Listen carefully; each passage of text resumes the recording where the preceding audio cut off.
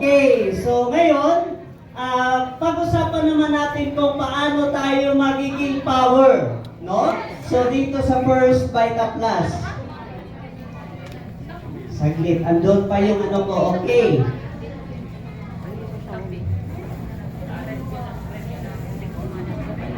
Okay, so napakinggan natin si Ma'am Doyi, di ba? Kung ano ang mga dapat natin gawin para tayo manatili na maging Aris Castañito. At the same time, Paxicor leader andyan kay Aplanger Roger Litmuan.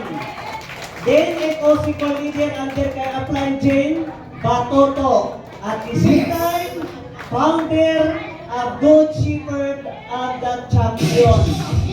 Okay. So, yan.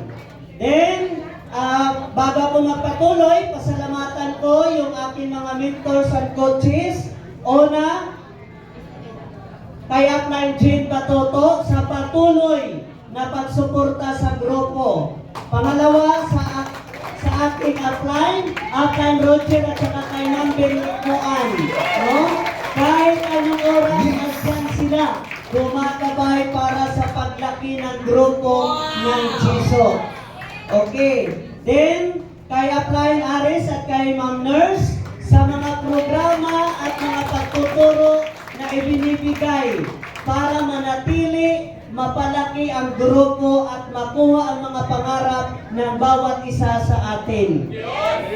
Okay. Salamat din po kay Ma'am Shirley de Guzman Vergara sa pag-mentor. No? So, grabe. No? Then, sa ating nanay ng champion, walang iba, si Upline Nancy Bondo. No? Walang champion kung wala si Ma'am Nancy. At higit sa lahat, walang iba ang nag-iisa na President and CEO, Ma'am Doyi Tagkakan. No? Kung wala si Ma'am Doyi, wala tayo dito ngayon. No? So, maraming salamat kay Ma'am Doyi at the same time, the Tumpalan family. No? Kasi kung wala sila, wala tayong lahat dito ngayon. Okay. So, sa mga hindi nakakakilala sa akin, so ano po ang dati kong pinagkaabalahan before ako napunta sa First Vita Plus? Okay? Tugong simbahan po ako, naging Parish Secretary, Leo Eucharistic Minister sa loob ng 22 years, no? So, yan ang pinagkakaabalahan ko before ako napunta sa First Vita Plus. At the same time, ay wala naman kaming sahod sa First Vita Plus, naghanap po ako ng part-time. Ang nakita ko na part-time ay pagiging embalsamador. No. So, sino nakakaalam sa pagiging embalsamador? No. So, sa mga dealer, sa mga guests na nandito ngayon na ayaw pa mag-decide, pag hindi kayo mag-decide, embalsamahin kita mamaya. So, mag-decide ka na. Okay. So, yan yung mission canonica ko. Okay. So, then, reason why I tried and used First Vita Plus. Bakit ako napunta sa First Vita Plus? No? Dahil mayroon akong mga dahilan. Number one, may nagkaroon ako ng problema sa kalusugan dahil sa trabaho ko sa pagiging embalsamador. No? So doon ko nakuha yung high blood ko, UTI, constipation at saka hika. No? 3 taon ako na nag-maintenance ng gamot. So sa madaling salita, hindi ko po linya ang First Vita Plus. Ang linya ko kung paano ko itusok yung formalin sa tao para manigas agad. No? So yan ang linya ko. No? So sa mga sabi ng iba, yung nagrarason dito ng mga dealers, ay hindi ko naman linya yan, kaya hindi ko pa matrabaho ng maayos. Kapatid, linyahin mo na. No? Kasi ako hindi ko naman ito linya. No, baka embalsamahin kita mamaya. Okay. So, rason bakit ako na First Vita Plus? Dahil nabaon ako sa utang. No? So, sino dito may mga cancer sa bulsa? No? Kaya pa ba ng Betadine? Oh, ang kailangan dyan, kamot na. Okay. So, isa pa ako na may problema sa financial. So, hindi rason na hindi ako nag-Vita Plus dahil may utang ako.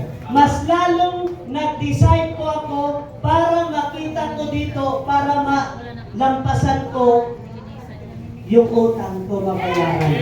Yan ang rason mo dito. Then, umiikot lang naman ang mundo ko dito sa labas. Trabaho, sweldo, bayad, utang. Kaya hindi ako makatataka sa utang kasi andyan lang paikot-ikot lang ang mundo ko sa labas. Yes! Hindi pa ako nasa First Vita Plus. Marami na rin kumpanya, pinasukan at sinubukan, walang nangyari. No? Kaya nung nakita ko si First Vita Plus, yan, nag-decide po ako. No? Nag-decide po ako para maging dealer. Nag-dealer po ako February 19, 2010. No? So, ang maganda, ngayon, 14 years na kami dito sa programa ng First Vita Plus. Grabe ang binigay sa amin. No? So, yan. Then, part-time ko na ginawa ang First Vita Plus, ikwinto mo lang. Diba sabi ni Ma'am Doyi, ikwinto mo lang. Imaritis mo lang yung magandang produkto. Kwento na may kwenta. O ikwinto ko. Ichinika ko. Pagdating ng Biyernes, nagkaroon ako ng cheque na 450. Diba? So, tuwan-tuwan ako. Bakit? Pangalan ang nakasulat sa cheque. Hindi pangalan ng kapitbahay ko. No? Nung nagduda ako, sabi ko, totoo ba kaya na cheque? O pinabarayahan ko sa bangko? Ay, nabarayahan. Sabi ko, totoong pera. Totoong akin. No? Yes! Ginawa ko, tinuloy-tuloy ko, isinabay ko lang doon sa mga ginagawa ko dati. No? Yung mga hindi pa nagdi-decide, nahiya pa mag-alok, kung ano ang ginagawa mo ngayon, isabay mo lang si First Vita Plus ikwento. Part-time, ikwinto ko lang si First Vita Plus. First 2 years, kumita ako ng 1.5 million. Ang tanong, yung utang ko na 350,000, bayad o bayad na bayad? Bayad na bayad! Bayad na bayad. Isabay mo lang. Huwag mo lang gawin na rason o alibay yung ginagawa mo ngayon. Yes! No? So, yan. Then ngayon, full time, nag-average kami ng 30 to 40, minsan mataas, minsan naman mababa kasi negosyo ang First Vita Plus. Yes! Then, tuloy po tayo. So, sabi pa sa Latin na salita, may kasabihan, Homo proponit, sed Deus disponet. Anong sabi? Man proposes, but God disposes. So, nasa tao ang gawa, nasa Diyos ang awa. Kapatid, andito na si First Vita Plus, bakit hindi mo pa gagawin? Ipinakita na sa'yo, gawin mo na, itudo mo na. Kaya sabi pa, one who unites others toward a shared destiny through sharing informations and ideas, empowering others, at developing trust. No, ang kailangan mo lang dito, ikaw na dealer, huwag ka mahiya. Kahit hindi mo ito gagawin mag-isa, kailangan ka ma-power sa pamamagitan ng pakighalubilo sa mga kapwa dealer. Yes! Lalo na sa mga upline. Kasi hindi mo ito gagawin mag-isa ang First Vita Plus. Yes! No? Walang yumaman sa First Vita Plus na nag-iisa. Nakuha ang pangarap sa First Vita Plus dahil sa teamwork, trabaho Yes. ng grupo. No? So kaya kapatid, huwag ka mag-alinlangan. Huwag ka mahiya lumapit. Makipag-unite ka para mas mabilis makuha yung mga pangarap mo dito sa First Vita Plus. Kaya nung ginagawa ko, nung nasa First Vita Plus na ako, inaral ko. Kahit sino ang nagsasabi sa akin, apply, pwede naman pa hindi ako nag-aalinlangan, nag-iipo ako.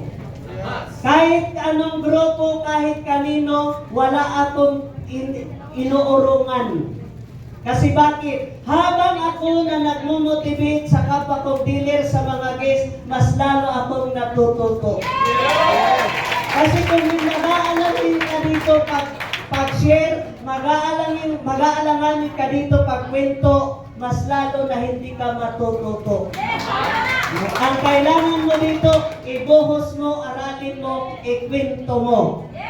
No? So wala kong ginawa, yan ang ginagawa ko, paano ko napalaki yung grupo ko dito sa First Time at Last. No? So sabi pa, don't tear yourself down when you have the power to build yourself up. No, kailangan natin yan. No, huwag mo sariliin. Kasi bakit? Ako sabi pa, huwag kang matakot sumugal sa isang bagay na hindi mo alam kung may patutunguhan o wala. Dahil hindi mo malalaman ang salitang panalo kung sa una pa lang, kinakabahan ka ng matalo. Yes! Kapatid, katatapos lang sinabi ni Ma'am Doyi, mag-decide ka na. Huwag kang makalinlangan. Matagal ka na nag-aalinlangan, bakit ngayon yun pa rin ang buhay mo? Sabi ba, kung wala kang gagawing bago, asahan mo na walang magbabago sa buhay mo. Ano ba? We are not a team because we work together. We are a team because we respect, trust, and care for each other. So, dito dapat sa grupo, yung iba may mga issue. Dapat tanggalin niyo yung mga issue na yan. Kunting ano lang, patatagalin, pahahabain, gagawing issue. No? So, part yan, kung susubayin nyo yung It Deadly Pitfalls, no? Ginagawa nyo lang dahilan para hindi ka makapag-network. Huwag ka na mag-5+ kung gagawin dami pang dahilan. No? Kung ayaw mo makuha yung mga pangarap mo, huwag ka na mag-5+.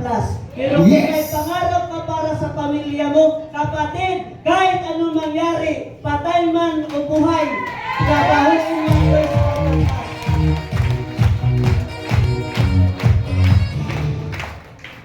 Find a group of people who challenge and inspire you.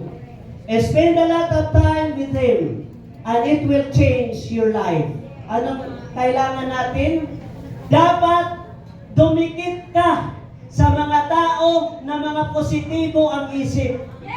Mga tao na mag-i-inspire sa'yo. Huwag ka dumikit doon sa mga taong negatibo.